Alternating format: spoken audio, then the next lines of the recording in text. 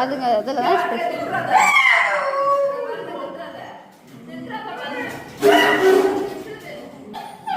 அம்மா எல்லாருக்கும் வணக்கம்மா. நம்ம பிள்ளைங்களுக்கு 2 மாசமா ஊசி போடல. என்கிட்ட காசும் இல்லை, சாப்பாட்டுக்கே கஷ்டமா இருக்கு. அதனால அந்த ஹெல்ப் பண்ணுங்க. இந்த பிள்ளைங்களுக்காக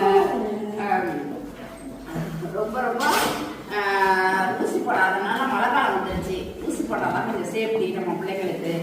ஃபர்ஸ்ட் ஊசி போடுறது தான் ரொம்ப சேஃப்டி. செகண்ட் ஊசி, தேர்ட் ஊசி போடணும். அதுவும் போட்டுச்சுல ஒன்றும் பிரச்சனை இல்லை. ஒரு 2 ஊசி போட்டுட்டோம்னா கொஞ்சம் சேஃப்டி. எல்லாரும் ஹெல்ப் பண்ணுங்க.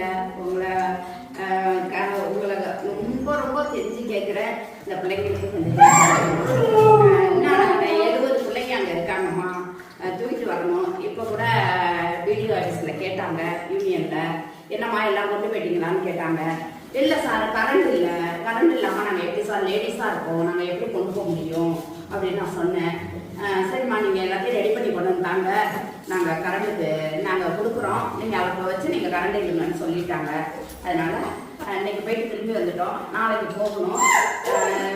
கரண்ட் இல்லாமல் நம்மளால் போக முடியாது. அதுக்கே சில ரூல்ஸ் பிரகாரம் அமௌண்ட் கட்டணும்.